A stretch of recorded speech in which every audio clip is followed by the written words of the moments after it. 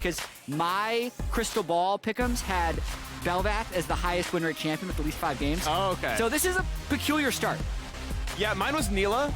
She is 0-2. So, like, the pick rate is about there, right? Where it's once in a while. But that is up against Sivir Yuumi. If you are willing to play engage the bot side, and enough where Spell Shield won't just lock you down, so like a Leona, an Alistar, you can punish this lane. Yuumi does not have the selfish peel good enough to keep Sivir alive.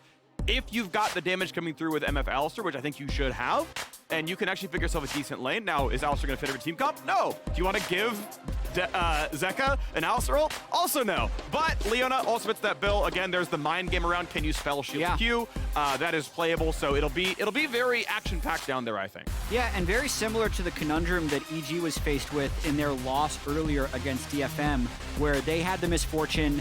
It was actually Sivir Yuumi locked against them, and Vulcan decided to go with Soraka. Now, the situation is a little bit different here because BelVeth is already locked, so you're going to be getting a large proportion of damage from your jungler anyways, but definitely in terms of which would I rather be, I think I'd rather be Deft BeryL here having Sivir Yuumi, even though it's the nerfed version since we last saw it be highly prominent in playoffs.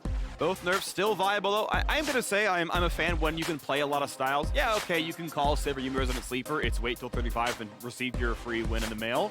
But getting to that point, if they're balanced, actually is compelling because you'll be under pressure. They'll be stacking dragons against you. They're going to get 2 items first, and like there's going to be a pressure game going on there. Yuumi's going to have a hard time like showing up the first Herald fight, things like that. And so we'll see how much tempo Mad Lions can have and what they can get going on because BelVeth obviously really wants that 8-minute Rift Herald to crack the game open. And that's going to require them to have the first move there. So I do wonder what Nisqy will take into the Sylas, which was so quickly taken early, trying to follow the rest of the bans as well. I do like the double jungle bans from Mad Lions since there is a mismatch in the roles that are selected. And currently it's actually just DRX trying to ban out almost like blind pickable top laners, which is a little peculiar to me. Unless Kingen might be thinking about, okay, the Sylas is still holding its flex. It could be a mid or top Sylas depending on what Mad picks. So what's interesting is with the Gnar being left the entire time, Sylas is very good into Gnar. A lot of it is because you love taking Mega Gnar as your ulti and then playing it out. You're seeing Mad Lions actually holding top lane for last, but they're like, yeah, you know what? It's fine. I think the lane as well, by the way, of Sylas Gnar is also quite good. Famously, Armut's biggest champion is Gnar, always played at World so far, Gnar and Aatrox. As Sejuani comes in, that is technically, although I have to still lock in both champions, flex till the very end. And what's it going to be top side? Camille, Gnar, if you play aggressively, you play towards the lane, it's going to look really good. They move the Sylas towards the mid lane. Sylas versus Vex is going to be that matchup. And Mordekaiser, I love. I have been waiting so long for Mordekaiser as a counter pick to Yuumi. She flies into Sylas, flies with Camille. You ult the Camille, and Yuumi's like, I'm on top of Leona alone, and just dies. So, huge fan of this one. If Armut could be in the team fights, and just kind of take the L, ulting the carry, and survive in the one-on-one, you can just kill Yuumi. And you just start a team fight 4v3. Yeah. Actually, the last time Mad was in play-ins, 2020, the old top laner of Mad played Camille, and Impact then played Mordekaiser and dunked on him. Yeah. So the same coach for Mad Lions was on stage that day. Who knows if that has any impact on it, but I agree with you. Mordekaiser can actually be a legitimate counterpick into Camille, and watch for a very funny interaction if Sylas ever... Of League of Legends, DRX and Mad Lions hit the rift here as you figure out who is grabbing the top spot in Group B. The LEC's 4th seed Mad Lions still have full control. Speaking of control, you can link your League account with Twitch Prime to receive free digital goods and control those as well. Yeah, just to talk a little bit more about the cohesion of the team comps, I really do like what DRX has put together. I think anytime you draft Sejuani, it's best to draft it with 2 melee champions in your solo lanes. It just makes your skirmishing so powerful. I do believe that if any 2v2 happens that is either jungle mid or jungle top that is somewhat neutral, the champion combos with Sejuani will win that. So it's going to be very difficult for Mad to gain early control in either the mid or the top lane. And then that moves you towards, okay, if Mad wants to try and make a play, let's go bot lane, which would be their best chance, but Sivir can play very defensively if needed. So I really do, I think the way DRX is going to play here is look to control the top side, just let Deft get CS, and then that'll make them strong enough to also control Rift Herald at 8 minutes. So I actually really like what DRX has, and I think Mad needs something kind of uniquely good to happen in the early game to have an edge. Interesting start to this game, as it is a late invade towards the bottom side. As Sejuani was getting nearly a leash, she would actually have been chunked out. Elyoya, you don't love starting red buff. You always start Q, and you want to get the 4 hits off on Raptors. It's like your fast way to level 2. Yeah. Has to smite the red. He's going to be okay, but we'll see how much counter juggling happens with Sejuani, knowing for sure this has happened. Yeah, I do like starting red if it's not yours, and you're able to start with the opponent's red, but that is the danger, right? Because this, I think that a cross by Sejuani into the red buff of BelVeth could be advisable, but based on the way Nisqy has controlled this mid wave, as with early push, actually makes it impossible. So that's actually, to me, a really good start by Matt. And works out pretty well. Takes the 2 easily taken camps. Going for Krugs is a bit of a risk, to be honest. So now clearing this one on vision. Unless he poached some XP from mid, he does get level 3 because this is an XP poached from mid. Normally, Raptors red is not that level, but extra clear speed feels pretty good. Sejuani slinking around here with the wave pushed in. Again, knows that BelVeth went towards red. He's gonna try now. Stun lands into Nisqy. Has the fear available. Aims it towards Pyosik. Force him to sidestep to get away from it. He actually buys himself an extra second or so of time. He's forward, though. He's going to have to flash this one. So a well-done gank. Nisqy plays it out nice, but the flash is still forced. Yeah, but he ultimately just needed to buy time for his jungler, which he has successfully done. BelVeth here is the carry, not Nisqy. He can also teleport back and prevent a blue buff take by Pyosik. So I think overall, very well played by Nisqy. Obtaining the mid prio, dodging the gank, and just letting Elyoya farm. Yep, 2 camps lead right now for the BelVeth. Though Sejuani about to get... He is now flash scuttle. Yeah, and this makes it a little bit scary because you can always Q flash, but Zeka, with not a minute to follow up in any meaningful way, I don't think there's a chance that Nisqy dies anymore. Zeka will need his first recall before too long, and unfortunately, I don't think has enough farm to finish Lost Chapter. Every mid laner would love to play a lane long enough to get a Lost Chapter recall. Yeah. Zeka, though, I think needs the mana before that one, so we'll see what he gets, but it won't be a ton. Yeah, I give very high grades to the way Nisqy has played this early game. He's absorbed 2 jungler ganks, is only down about 5 CS, and his flash, but also has match TP with Zeka, so very well played on the Vex so far. Yeah, he's given BelVeth a 3 camp lead. That's the big thing, right? It's 4 to 7 right now, and she can take her own Krug still. She can get Raptors when they respawn. That is what you want to be here on this champion. And usually does build somewhat damage. Looked at like all-time pro sets for BelVeth. There's under 100 games across all leagues. And it's usually Blade of the Ruin King, about half the time Kraken Slayer, and you go things like Death Stance. It's not like the Dead Man's Plate stuff, like the tankier version that we see like from Viego's. So yeah, it is going to be a damage champion. It is going to be a carry, and it's going to be about Elyoya being the difference maker. Yeah, double CS at the moment, even though Sejuani will quickly ramp that up since Sej has been back to base, and there's still no recall yet from BelVeth. I also think, other than that, like the game has gone very much the way you would expect it to. Bot lane having push is the somewhat unexpected part since DRX really has pressure everywhere. Ooh, Unforgiven with Cleanse Not Heal knows that if Deft like lands a flash Q, you're flashing and hoping you don't die from something else out of Yuumi. I mean, BeryL, if BeryL's on the top, it's actually just flash Ignite, and then Q lands and you just kind of die to it. So it has to actually drop that entire wave. So Unforgiven, given a bad recall, down 8 CS, and it's going to get worse. And the question is, does DRX take a tempo recall? They should be on Noon Quiver money, even though he did a Doran's Blade start. I think he's farmed enough that he has 1,300. So this is actually a very good recall. I would like to listen to Dragon Control. I'm always a big fan of, okay, our bot lane has infinite priority. Start the Dragon stacking early. It takes half a turn of your jungle to get it.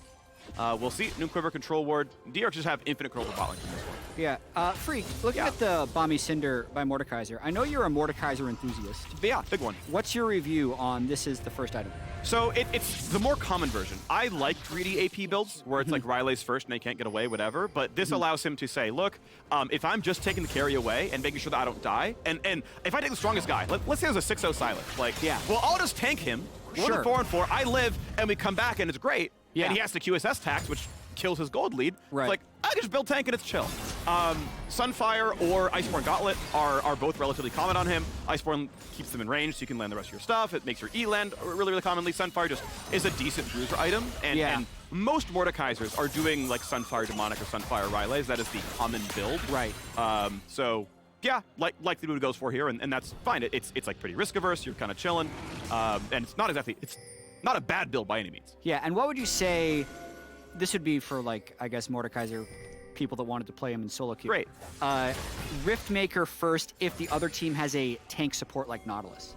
Because then you just kill that tank support at the start of every fight. So almost guaranteed. So I actually, as a Mord enthusiast, I'm a Mord jungle enthusiast primarily. And it's like, I love just taking their support because it's a guaranteed kill and it feels good. And yeah, Riftmaker, Demonic, like you just kill them really easily. But I actually started watching like GM and Challenger Mordekaiser junglers, and they like exclusively take the carry. Like there's a game where there's a 6-0 Draven, he's like, I rushed Thornmail, and I just sat there the Zhonya second and was like, win for me, everybody! Interesting. So I now know what Flowers feels like when he sees Skarner games. Because I have like 5 more minutes of Mordekaiser stories. Like, this champion is fun. Yeah, I think he actually is quite versatile. This is a very standard sort of average build. Got it. And also you can see a back-to-back red buff invade by Elyoya. So the game plan of let's get BelVeth a lot of money is so far working very well as he crosses mid lane looking for something. Knockup, good sidestep by Zeka. That would have been a little more damage. And you can see, yeah, Elyoya, if he lands the knockup, presses E, gets a couple hundred damage out of it. Doesn't get much more out of it, so off he goes. There is actually choice in BelVeth's skill order, by the way. He is doing Q-Max, which lowers the cooldown of his dash, but E-Max is very well represented as well. It is the higher damage build. Less mobility, sure, but E-Max and BelVeth is actually completely reasonable as an option, just not what's going on here. Deft spell shields it, no movement. Yeah, interesting actually that BelVeth is starting up Rift Herald right now. It's all about the reset timing. Zeka was just back to base, and so is Pyosik, because they have no bot prio whatsoever, but they're kind of making the bet that Deft or BeryL aren't moving up, and they can just take this. I think this for a lot of reasons, actually. This is really nice. Yeah, it's not only mid-prio, which is obviously great, but Mordekaiser 1 kills Herald so fast. The passive is one of the best, like, damage caps of jungle monsters, where, you know, percent health damage is capped on jungle monsters, right? But, like, Mordekaiser is a very generous cap, so he burns that stuff really, really fast, and if the jungler does show up, just ults it, and Elyoya is guaranteed the smite. It's one of the powers of playing more top set of jungle is you can just guarantee get rid of the smite. I don't see Sejuani rushing QSS second item, or I mean certainly not first, but I doubt it second either. And just like, okay, every jungles always are, so we do indeed get the 2-minute Herald play, or the 8-minute Herald play, but the very early one, right? It goes to Elyoya, he's ult for him, and he's gonna pop off. And it also kind of does not play to the expectation of what I thought a Sejuani comp would be able to accomplish. Like, Pyosik was unable to get any early skirmishes with Camille Sejuani or with Sejuani Sylas to be effective, and they weren't able to take top. Like, I think usually with Sejuani double melee, you can usually control the Rift Herald, but that wasn't what happened. He was set pretty far behind by the early shenanigans of Elyoya taking his red buff twice, and wasted so much time getting Nisqy. He was just so far behind the pace that they couldn't even think of contesting. We are onto the Ruin King, into the jungle. Good flash out by Nisqy, dodged the rest of the slow as well, and a nice attempt. DRX shove a couple of ultis in there. They force a much longer cooldown, but right now in a power trap, missing 2 big teamfight power ultimates, means that Mad Lions actually probably have control over the map overall. Hold that thought though. Elyoya with ulti form says, I will take this fight, jumps into the knockup, even with a Yuumi around, takes an ignite to his name, and is like, I'm ult form BelVeth, we're chilling. Yeah, it did give a window for Unforgiven and Kaiser to push bottom finally. They've been getting really pressured under their turret, but it ends up kind of being nothing much to write home about. Yep. Small gold lead for Mad Lions, fighting for the top spot in the group. Yeah. High break with DRX, maybe RNG if they can win as well. Mad Lions looking to make that spot into the group stage happen, and off to a gold lead. Big lead for Armut. Mordekaiser into the pool. Looking at, actually, I had his stats up. Hadn't even played it all summer. Obviously not on Worlds yet either, so digs it into the pool and says, hey, this is actually the time for it. Glad to see him play it. He's doing very well. Sunfire is done. This is the very standard option as the Aegis comes across. Expecting Demonic or Riley second. Yeah. You can see full tank builds if he's just there to siphon someone out. We'll see what comes out of it, though. But looking at this game, I wouldn't even mind getting rid of Sejuani, but we got to fight, of course, in the top side there, Kingen. Gonna go ahead and find his first couple of stuns. The 3v1, the fear's gonna land the damage. Should it be? There it is! First blood comes through the jungle, but the TP coming across. Big damage towards Elyoya, staying alive for now. Death Realm has been popped, so Zeka cannot get anyone useful, or Pyosik can't tell which one. I think it was a Sejuani he had grabbed based on the damage profile, and it meant that you couldn't deliver the stun, you couldn't lock anyone down. Zeka could not finish the kill. Yeah, Armut removes the synergy with Sejuani after that turret dive very very well done. And the kill goes over to Lord Elyoya. He gets all the CS. Every move is for him. Every red buff is for him. Blade of the Ruined King completed and free boots now in his inventory. Let's watch this one more time. You can see there'd be a temptation to try and ult right now, but you have to stop it if you're the Mordekaiser. They get the pullback, they chain it really nicely with the CC from the Vex, and they finish that off. But then just a really nice job at the back end of this fight. Let's not let Sejuani passive allow Sylas to lock down Elyoya. Yep. He gets enough damage out that DRX does not want to chase through, and they get away with the kill. And I would guess that Zeka is Q-max on Sylas, being that he's into a ranged matchup. You can't really easily spam the melee range W. Like if you're a Kali, it's probably W-max. Yeah, so it's Q-E-max. I just looked over at your screen. So the repeatable low cooldown damage isn't there, which means Elyoya actually should feel very safe when slightly isolated because, you know, it is a lower DPS build. It's way through its push power and whatnot. It lets you play a melee range lane, but now with the Herald being summoned up, it'll be spread across the two. You saw Kaiser backstep far enough away to not leech local gold. So all 5 plates go over. First turret, local gold goes over. Actual turret, local gold goes over. Shared between Armut and Elyoya, who are just going to be huge carries in this game. So a lot of League of Legends still has to be played for. Yes. But this is now a 2,400 gold lead for Mad Lions, who, if you look at the top of your screen, are 3-1. DRX is 4-0. Yeah. So if that 3 turned into a 4 for Mad, and the 4 stays a 4 for DRX, as Deft is maybe getting a solo kill. Next Q, a couple seconds, has to flash. Good play by Deft, able to sidestep out the ult. You knew he didn't need the health bar anymore, and yeah, honestly, even then, you just instant cleanse it and get out. So well played all sides, especially though by Deft as he gets pressure on the bottom lane, and now at half health, he's like, I'm fine against Leona. Yeah, Deft is going to be a problem. I think this is what we're learning. Yes. But if Deft is not able to carry this game, DRX will go 4-1, Mad will be 4-1. That would guarantee us at least a tiebreaker here. Just winning a best of 1 in the single round robin doesn't automatically make you greater than the other team. They still have to play a tiebreaker after. Nisqy looking like he's dodging another gank. Oh, I think flashes down for like 20 seconds longer, gets stunned up, kites away, the fear lands, and Elyoya is here!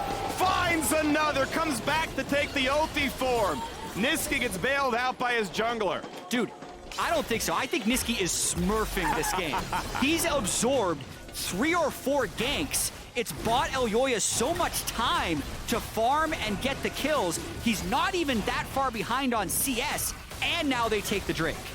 Well done all the same, though. A nice gank, but yeah, it's going to look beautiful. Cloud Drake claimed. Definitely late on the dragon stacking. That is the general MO here, actually, at Worlds. Herald has been much more highly prioritized, but really, really well done. Actually worth noting some data across play-ins so far. Obviously, a lot of biases available here because it's a bunch of single run-on best of ones, but blue side is 60% win rate and almost always gets first Herald from their top pressure. Yeah. And Mad's gotten kind of both everything right now. Yeah, Mad is smurfing. So he dodges the Sej ult. He also dodges the Pyosik W. Yes, Yuumi gets him, but he waits for the stopwatch after he lands the CC that then buys enough time for Elyoya to finish off Zeka. Oh man, gets away with a sliver of health at the very end. But as we see in the little pip, Deft is still a problem, like a really big problem. So this is actually kind of Deft versus the world in this game. Yep. And Mordekaiser is going to be ulti Sivir, as it turns out, in these fights. So Sunfire, he's got himself... Well, the ult is a projectile, right? It is spell shieldable. So it is spell shieldable on reaction if Deft is... So, do you remember from LCS playoffs, we had like Vi Sivir, and somehow every single time Santorum was able to smite off spell shield from... Or like it was Hans Sama and like Closer was able to smite every time. So like, I mean, the timing window gets absurdly tight, but ult range, it is a longer range than smite, but if you are in range, you can be like, I'm ulting you, and then you can try to smite off spell shield right before it lands. But he doesn't have smite, he's top lane. You're right, I'm stupid. So we got to fight in the top side. It's already Forgiven going down. You play so much jungle Lord, you're like, this is the tech. I'm so stupid. Yeah, well, forgive me for that one. He'll TP onto him. Anyway, a kill in the mid side. Apologies for the mistakes there. Zeka has done nice things there, getting themselves a kill on the board. Still a 2,500 gold difference, but Deft now hoovering up mid lane. Yeah, the bot gap would be the way that DRX takes this game, but I mean, Elyoya is also farming up a Storm that is now 120 plus CS. Actually gives his blue over to Nisqy, so that's the type of cooperation you love to see. Nisqy gives all of the farm to Elyoya until the blue buff is at stake, and then he's able to pass it off. But yeah, look at that CS gap between Sej, and BelVeth currently. Quick maths, 47, as well as the 2 kills. Yeah, it's got to be huge. Looks like we're on a Ruin King Sunfire, I think. The build out here for the BelVeth. He'll probably go tank mythic. Yeah. Very standard to go pretty bruisery. Death Stance to common pickup. You can see Kraken, but it's often like, it can be like Kraken Death Stance kind of stuff. Like you pick your version of bruiser, but BelVeth often wants to be able to hold on in the front line, so no surprises here with the build. 2 minutes ago still, till the Hextech Drake spawns. Yeah, Unforgiven very far behind the curve versus Deft. Deft with Mythic complete, trying to fight over this mid-prio. That's what Matt is here for, knowing that Sylas is back in base. Nisqy had basically skipped that entire wave bottom to hopefully get a pick mid. Now he has to run back, and there'll be a reset period for Mad. Yeah, and honestly, there's not much to strive for right now, right? I feel like we're in a pretty solid spot where there's nothing to play around, so it's really just like kind of freestyle. What can you play for? What can you grab? Okay, a camp, cool. That is, 70-ish gold to our side, 70-ish gold denied away from Pyosik as well. Armut going to be in a little scrap here with Kingen. Of course, has stacked a bit of armor early on. Looking to ult, maybe from Kingen's side, and doesn't want to lock him down. He had reinforcements coming, and either one you can cast it on the Camille side or the Mordekaiser side. Just like, okay, we're going to keep you here for 8 seconds, and then it's 3v1, so you'll die afterwards. But either one, we're going to press that button out, and we get the Herald spawn now to the bottom side as no one is here. This turret is almost certainly just going to die. Mad Lion's going to find themselves with 2 on turret lead. Both solo laners show top lane for Mad, so Elyoya uses that opportunity to go take the bot turret. Really like that play, just increasing his own pocket more and more. The gold leader in the game, weirdly enough, is actually Mordekaiser, but he's forming a storm. Yeah, he's actually 10 CS per minute, plus he shared in the first turret gold from the first Rift Herald drop. So when he hits Demonic or Rylai's, that's when he's going to get also very powerful. So I think Mad Lions, if you're going to ask them 18 minutes ago, what game state do you want? I think they'll take this one probably 9 times out of 10. All right, Mordekaiser has 300 gold inventory, so that, you can't combine either one. Rylai's is 415, I believe, so you can't tell which one he's going for. Demonic obviously more damage. Rylai's helps you like lock someone down. If he does, for example, go for Deft, who wants to kite him, Sivir ult doesn't beat Rylai's slow, so that like kind of signifies that's your target selection a little bit. We'll see what it ends up being, though. Unfortunately for him, doesn't get another recall timer out before the dragon spawns. It's up in 12 seconds. QSS not in for Pyosik, so if you want to ult him to guarantee the smite for your jungler, that is certainly an availability.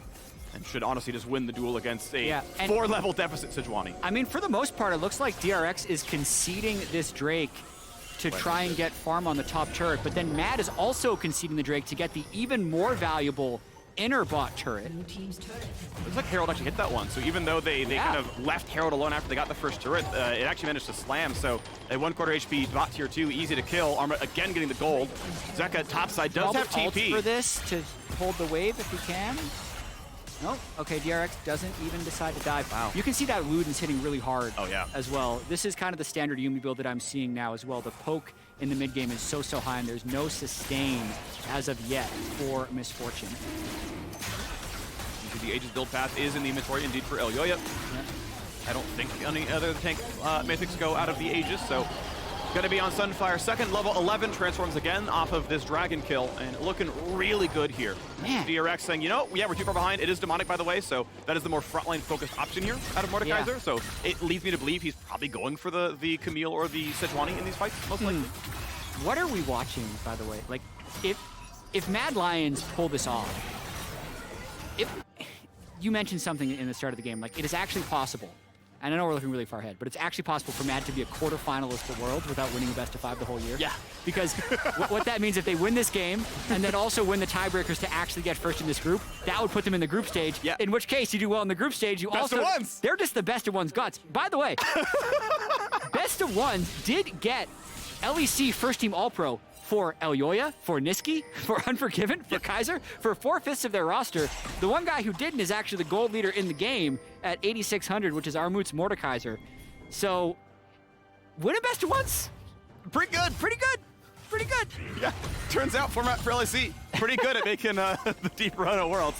Looking pretty solid right now, but Unforgiven, careful, a lot of fog of war. That was almost a dangerous wave to go for. Pyosik theoretically could have gone for like the Q ult, but with Cleanse being up, it's not much of a play, so nothing going through, just taking the waves, just chilling. But we are on 2 full items now for Deft to play now into the left side of the map. The dive on in, Elyoya gets a kill, ulti over the top, and a flash away for Deft, but BeryL dropped at the same time. He was over the top. They're just going for he couldn't find a new player. They have demonic mordekaiser and a BelVeth. This thing is just dead. This is dead so incredibly fast. MF on an item is good enough. It's DRX every time realizing we just have to cross map. Mad Lions are simply too strong. Every time they pick the fight is right. And look at that, a 22-minute Baron. Mad Lions careening towards first place in the group. I cannot say enough good stuff about Nisqy in this game. The LEC MVP for a reason. It's not always about having all the resources for yourself. It's about doing the right things in game. So he's 20 CS down. He's got Elyoya super far ahead here. Elyoya makes the primary initiation, and Nisqy over the wall here with the ulti also tags the Yuumi. He tags BeryL's Yuumi before he can hide, gets them the second kill, which then I think makes that Baron uncontestable. Amazing play. That was really, really big. Those 2 kills meant so much right there. Obviously, no Smite makes it up in the first place, but yeah, 4v5, you can kind of contest sometimes with a 2-item AD carry. Not going to happen here. So mid now under fire. Look at their 4th turret of the game. Top tier 2 not to be killed just yet, but mid obviously pretty low. Armut sticking with the group to make the siege happen, but has to realize that Camille is splitting the top side. Will be poaching the Krugs down as well. So Kingen doing what he can to get his farm back up. Actually has taken over the CS lead of top lane temporarily. Yeah. As we're getting the Thornmail coming through now for Armut. Yeah, again, looking to just tank somebody out and not be the major carry, because Elyoya pretty much is that. How many minions can Deft kill? That is the new minigame for DRX. Yeah. Ideally, they would have been a lot more active in the early game with the Sejuani and the double melee topside, but now it's all about being a front-to-back team comp. Pyosik needs to be within auto-attack range of Deft so that when Mad does hit the Sejuani, Deft is able to fire through. There are relatively short ranges on Mad, so if they don't have a clean engage, Deft's ricochets can do a lot of damage. But at this point, that's a pretty rose-tinted take because Mad Lions is very far ahead in this game. They're doing so well right now, Nisqy. Getting a couple of wards down to the bottom river as it's just Mad Lions owning that one. We are under 7 minutes from an Ocean Soul here as well. Mad Lions Baron buff will time out. 2,400 gold on the Red Bull Baron power play, but will time out. They're going to take their, looks like, final resets. T-minus 1 minute till Drake spawns. That is usually the call. You can greed if you have TP, where you can recall at like 15 and then just like finish a mythic or something or some kind of big item, then TP in instantly. But for the most part, if you're going to walk, use your own legs, recall at 1 minute, get back out of the map, make sure your waves are good, get your wards back down. And with the gold lead, I can't see how DRX should be able to contest that. As long as Mad Lions play it correctly, any fight is just theirs. Yeah, I completely agree. I think DRX needs to wait another 5.5 minutes at least. And even being up here is risk of kind of losing the game if there's a clean engage by Kaiser. Also just want to say I really, really like this team composition from Mad. Yeah. Specifically Kaiser on engaged champions. I feel like kind of ever since he arrived on the scene in LEC several years ago, he's been so good at creating team fights. So this is part of why, personally, I said this before World started, I feel like it was actually somewhat unfair the way people dumped on Mad Lions and their perceived form coming into this event, because they were very bad on playoffs patch, which made them bad in playoffs. But throughout the regular season, they were the first place team. I think in a world where Nisqy can not be locked into control mage matchups, where Kaiser isn't locked into playing an enchanter, they are just a completely different beast. And I think they're showing that in this game. Looking good right now. Elyoya finds himself his 3rd Drake, and it's looking very good on a 5,000 gold lead. DRX gonna keep trying to get what gold they can. And they have found 3 turret kills. Like, to their credit, the amount of crossing DRX has done, I mean, this game has felt so absurdly in control. The gold lead is only, in air quotes, 5,000. Okay, it's 5,000 and 3 Drakes. That is a ton of power. Oh, it's going to keep him outside the Baron pit, so now Kingen is going to guarantee be locked down. They're going to get the whole squad around him. When he comes out, he could flash the wall. Will try to do so, but it's, I think he has it too early. I think he was still in the Death Realm, and that picks up the kill. Misplay there by Kingen, and you could see just the demonic and Sunfire, once those things really get rolling.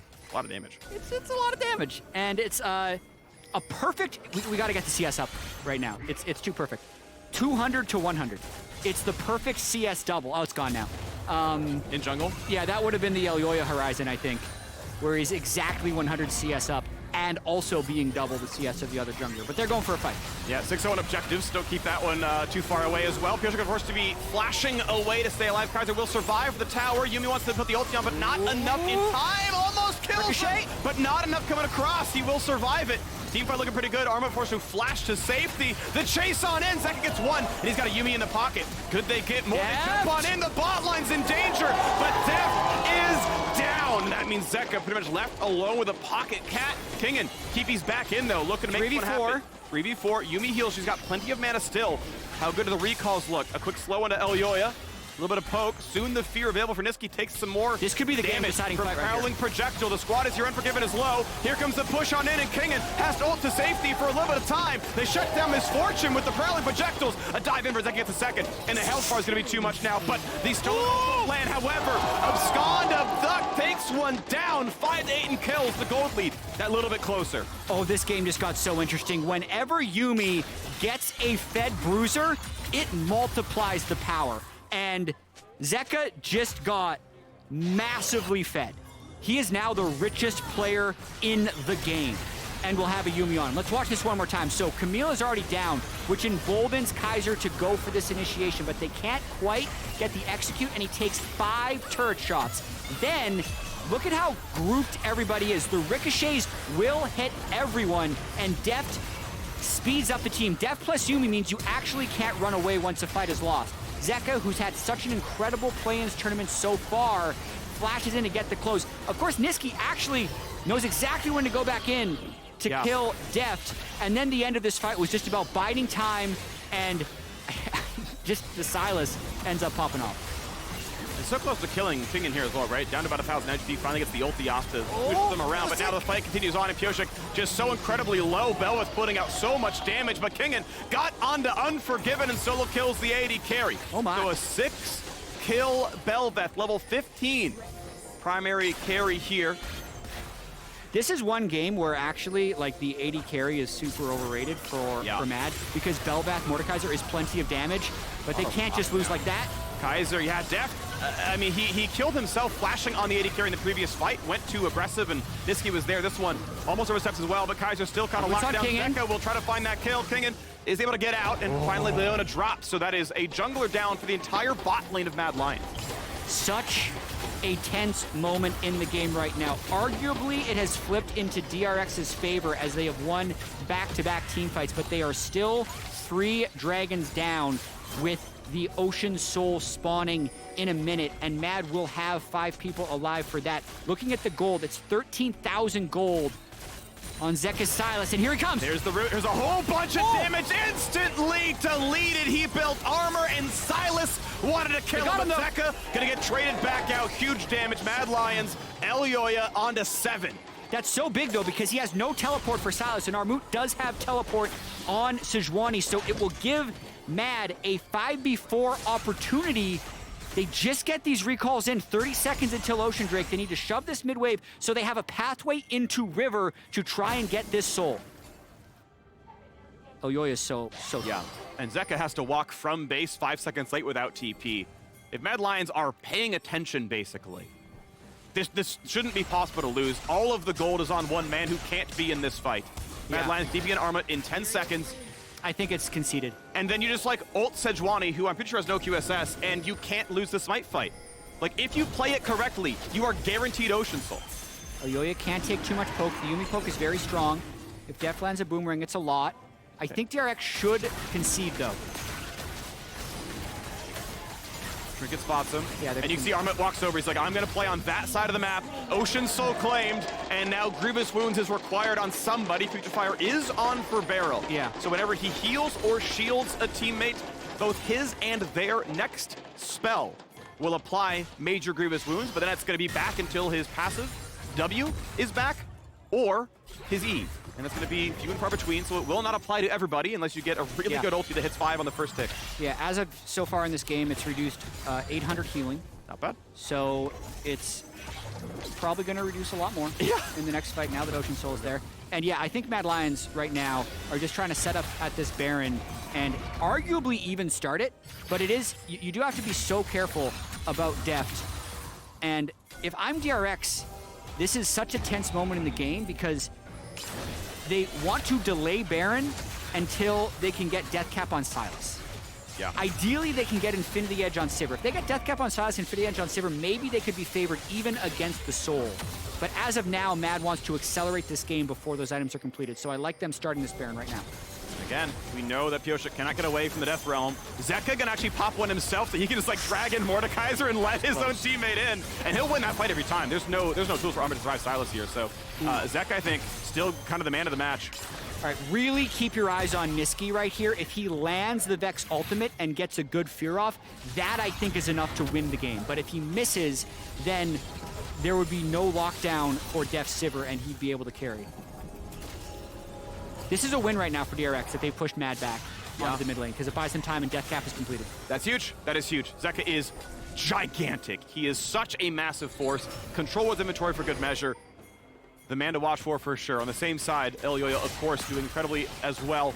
Unforgiven, now starting up for the Baron. And it's the pressure. It's on. The damage, of course, is going to be very high if they can get everything stacked up. But Armut is playing to zone. He just ults Pyosik. They're just going to burn it. They're just going to burn down Baron. Uncontested smite. Can they get damage in time? Because the fight is coming in. Elyoya. Zeka dives in. Can he kill Elyoya? He comes out in time to smite it and stay alive for now. But it's going to be dangerous. 1,000 gold shutdown comes through. And it's only 3 for nothing. Unforgiven has to run away. Mordekaiser cuts the wave. But there's no way Misfortune lives. You may have got the Baron, but Zeka took your whole damn team apart as DRX go up in kills. And there are already minions at this turret and 5 alive for DRX. Phreak, I think they might have just won the game. 30 seconds. There is so much time. You've got to find a way to buy it for yourself. Armut by himself can try, pop the passive, pop a stopwatch, cut a wave. I think he needs to get this wave before it reaches his Nexus turrets. That's the best chance you have at living. And it means he has to play up in about 2 seconds. He's going to take some Yuumi poke, but he needs to buy them the time. Yoinks in what he can. He can't barely get almost anything done. I don't think he even got a passive on. There's no damage being dealt. He just dies instantly. And the turrets are going to fall. Respawns come in for just as important. Kaiser, do they care? I guess they'll go back to the turrets. They'll finally kill him. And the Nexus will drop. DRX get the comeback win and secure first place. It wasn't pretty. But DRX is now undefeated in the group stage of play-in and advances to the group stage of the main event. Hats off to Mad Lions for getting the soul, having a large lead, and making this game go the distance. That's a backbreaker for them. DRX takes the bow. They're going to group stage.